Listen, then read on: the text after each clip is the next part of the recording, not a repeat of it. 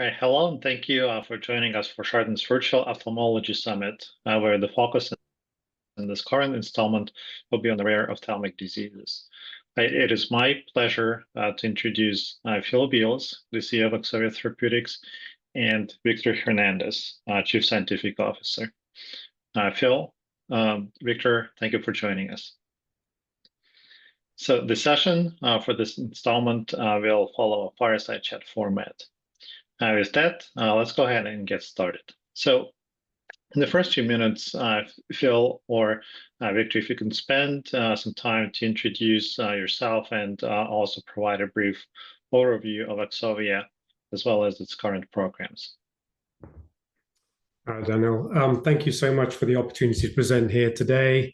I'm obviously accompanied by Victor Hernandez, our Chief Scientific Officer, with whom I co-founded Axovia Therapeutics, based really on our deep knowledge and our experience of genetics and genetic medicines. And so really Axovia it's a biotechnology company founded in 2020, headquartered in London. And we're developing gene therapies for genetic diseases known as ciliopathies, but with a particular focus on genetic forms of blindness and obesity.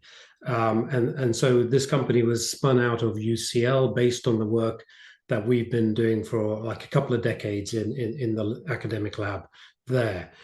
Now, the company's lead programs target two conditions. One is called Beales syndrome, or BBS for short, and a monogenic form of obesity due to mutations in the MC4R gene. So for BBS, which we're focused on today, really, we've been developing a single gene therapy drug product that is being delivered via two separate routes of administration that in non-clinical studies demonstrates the ability to durably prevent blindness in the animal models and also to normalize weight. And in terms of backing, we are backed by venture capitalists, Alsa Ventures, and in the past by University College London, Eli Lilly, and Deerfield. But we've also benefited from large non-dilutive grants from a charity called A Race Against Blindness. So really, we're at a pivotal moment in the company's development, and we're about to head into the clinic with our BBS1 subretinal program. And thus, we're really about to transition from being a preclinical to a clinical stage company. Got it. Excellent. Thank you. So let's talk about that BBS1 program and maybe spend a few minutes first to go through the disease and disease pathology. As you mentioned, there are a couple of manifestations, right? One is ophthalmic, one is obesity. Obviously, the focus for this discussion is on ophthalmic. So let's spend a few minutes, if you can tell us a little bit more about BBS1, how it's identified, is it screened for at birth, is there heterogeneity in this disease, and what are these current standard of care? Yeah, that's a great question. So in terms of the actual underlying biology, we alluded to that in terms of the title of the group of disorders this belongs to. So BBS, Beales syndrome, is a ciliopathy. It's a monogenic condition. It's inherited in what we call an autosomal recessive manner. And mutations in that particular gene actually disrupt a complex at the cell, a protein complex at the cellular level called the BBSome. It's fairly ubiquitous. And disruption of that complex essentially leads to impaired ciliary trafficking. And this in turn leads to a number of medical problems, photoreceptor degeneration, ultimately ending up in early onset blindness. Most of these patients will be blind by the time they reach the end of their second decade. They have early onset morbid obesity, lifelong problems with overeating and problems with satiety. And that leads to obviously significant comorbidities. If that's not enough, patients have significant renal dysfunction, and there are a whole host of neurodevelopmental issues these patients also suffer from. You mentioned the heterogeneity. Yes, it is. It's an extremely heterogeneous condition. There are over 25 different genes linked to BBS, but BBS1 mutations account for about 40% of all cases worldwide, and that's the reason we're focusing on that particular gene in the first instance. As far as screening is concerned, it's not routinely screened at birth in any country, really, although that's probably about to change now with a number of new newborn sequencing programs about to launch. But the diagnosis is largely based on achieving clinical criteria and supported by genetic molecular testing. And in terms of the current standard of care, there are no disease-modifying therapies for this condition.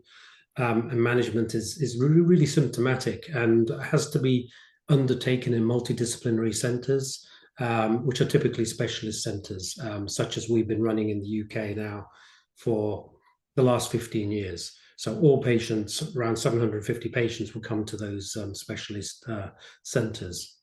So really, we're dealing with significant unmet need in this group of patients, progressive blindness, obesity, for which there are no approved treatments, at least for the blindness, which significantly impact the quality of life and ultimately the independence of these patients. Okay, got it. Excellent. Thank you for that overview, Phil. And to kind of understand the patient prevalence here, I know it's a rare disease, but what are we talking about? Europe, US numbers. Yeah. So again, a great question, an important question. So we've calculated that there are around 25,000 cases who could benefit from such a therapy across three main regions: the US, the EU, and the Middle East as well. And we would split those obviously into subretinal therapeutic benefit, of which we think there are around about 10,000 patients who could be addressed with the subretinal therapy, whereas there are probably more like 25,000 patients who could benefit from a neurometabolic intervention as we're preparing for another program that we have. Okay, got it. And I understand that there is a big imbalance in terms of prevalence in Europeans versus those from the Middle East. Can you talk a little bit about that and what might be driving that? Yeah, I mean, you're absolutely right. There's a much higher prevalence in the Middle East and parts of Asia as well. And this is really driven by twofold: a founder effect, but also high rates of consanguinity in those regions.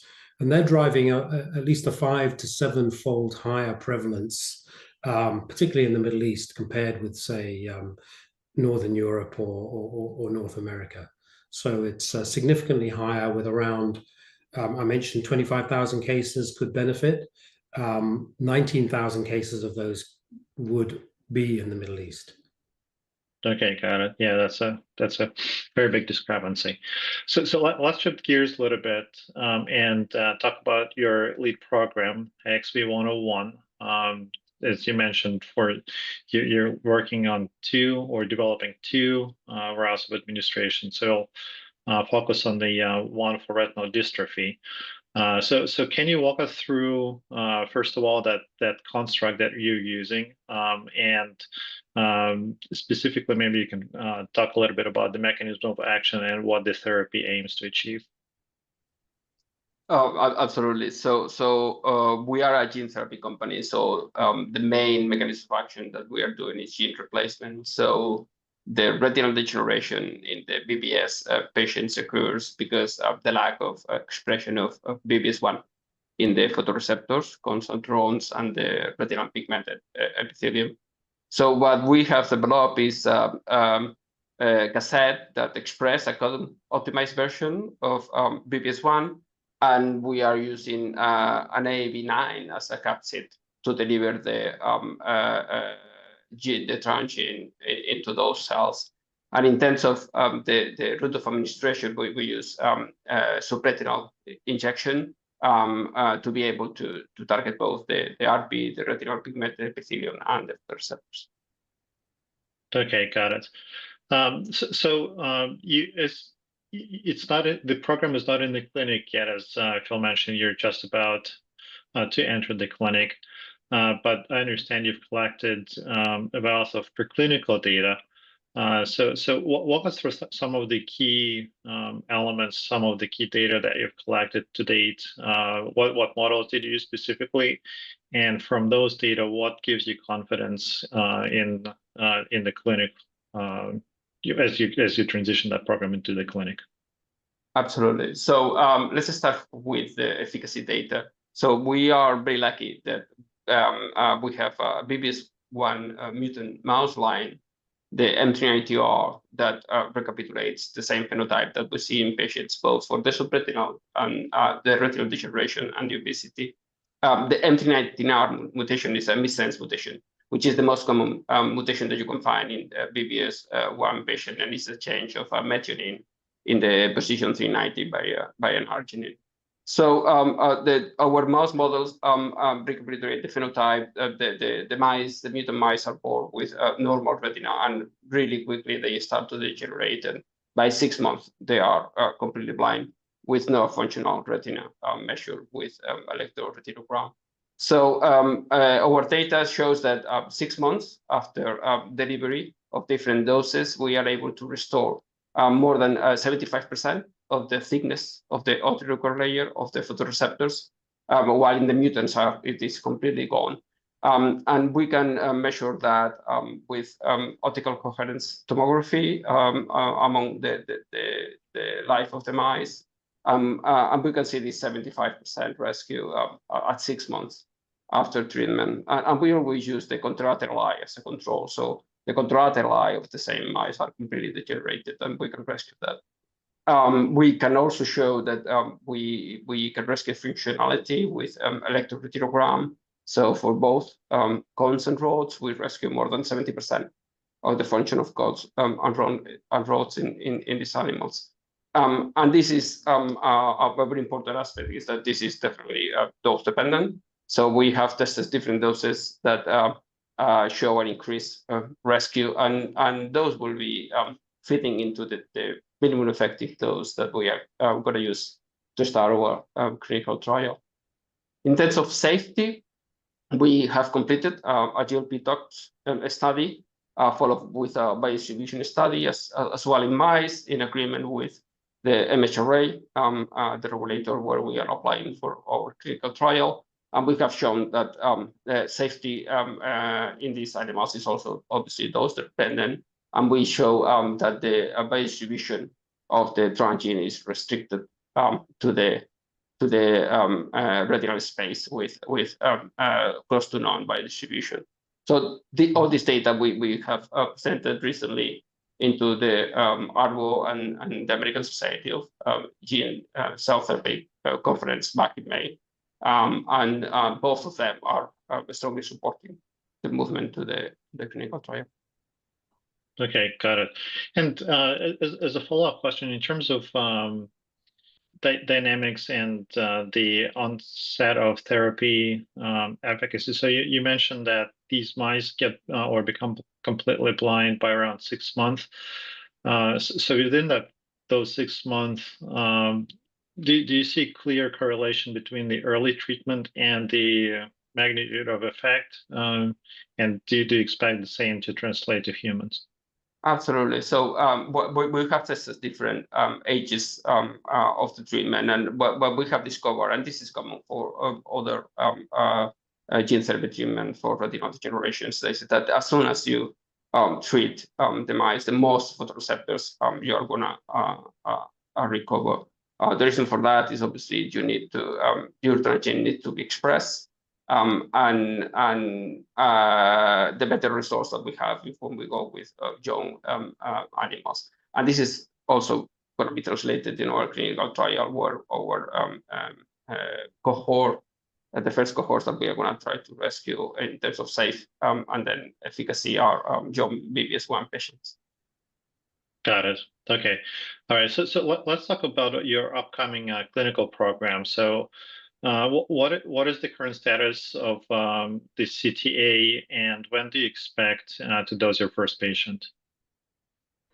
Okay, so as we intend, and Victor's alluded to this, as we intend to undertake our phase 1/2 study here in the UK, we've submitted a clinical trial authorization application to the MHRA, and we're due to hear a decision anytime now. So we're working hard towards site initiation, and as soon as we logistically can, we'll be treating the first patients very soon. Okay.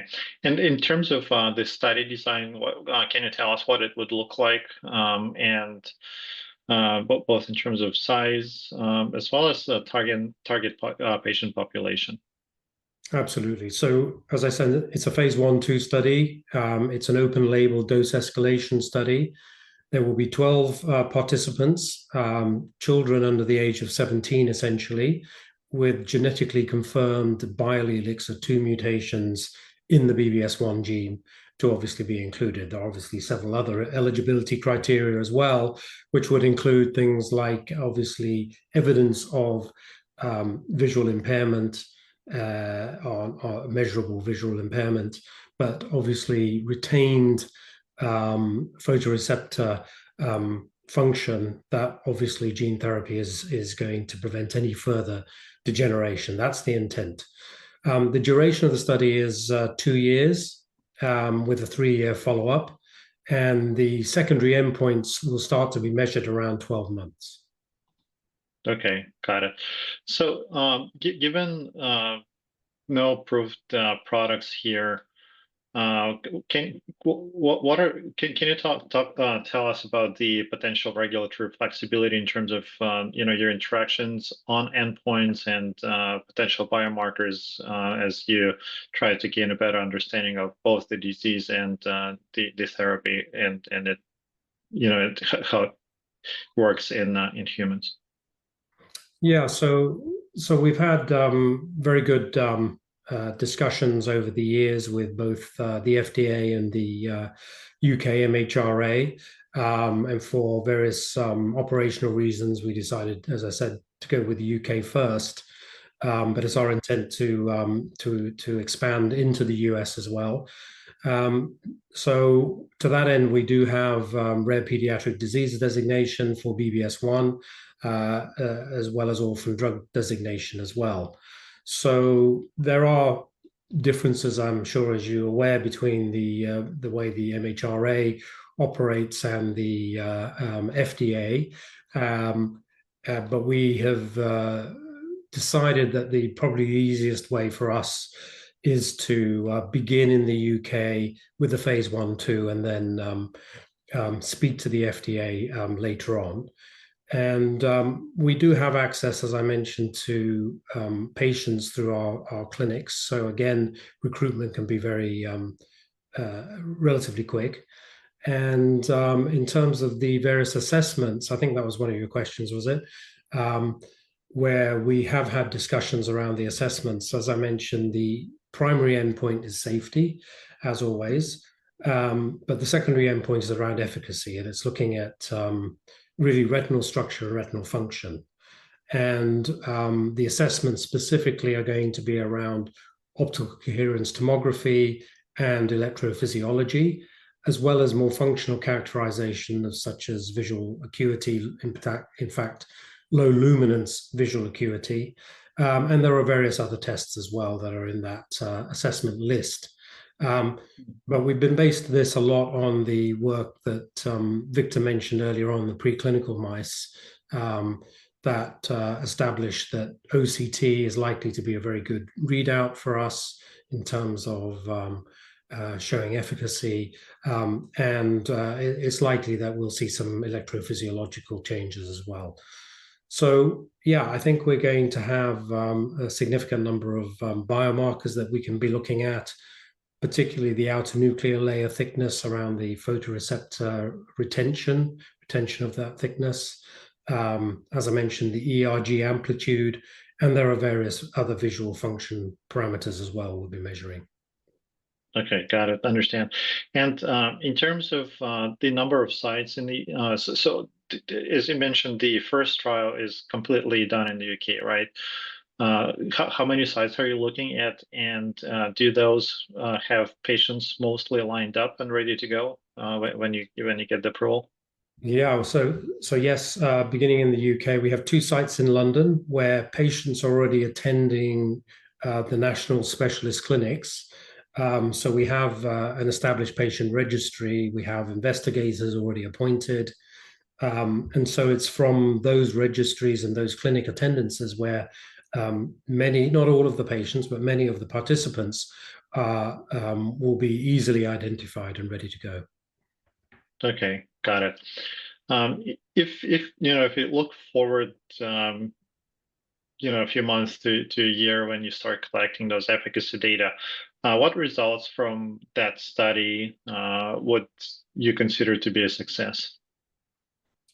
Well, obviously, the first part is obviously safety. That'll be one measure of success. We expect to see that fairly early. However, stabilization or improvement in the outer nuclear layer thickness and or ERG responses will be a significant measurable endpoints.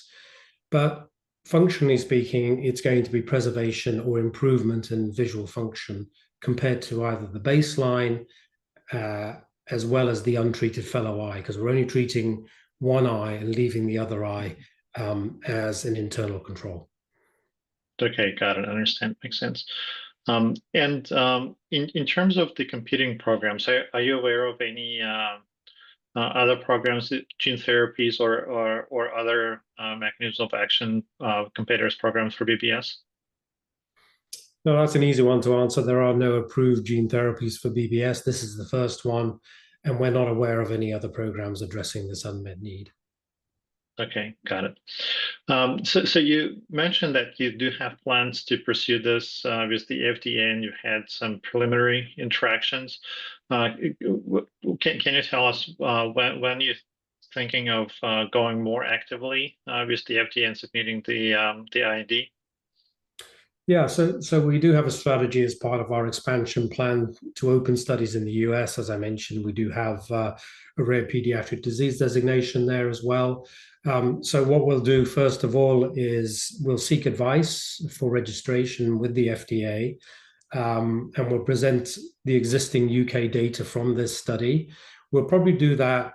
We don't know exactly when, but obviously when we have meaningful data at various time points to share, maybe after the first 5 or 6 patients, for example, we'll go to the FDA, possibly through our RMAT program or pre-IND to discuss and clarify what are the requirements for any additional studies, if there are any, get them to opine on our manufacturing, which we believe is of a very high quality, and obviously share with them our non-clinical data as well. Okay. Another observation that I've made over the past several months is the UK regulators, MHRA, is quite favorable in their position towards rare ophthalmic diseases. Has that been your experience as well? And do you see major differences between MHRA and the regulators, say in Europe or the US?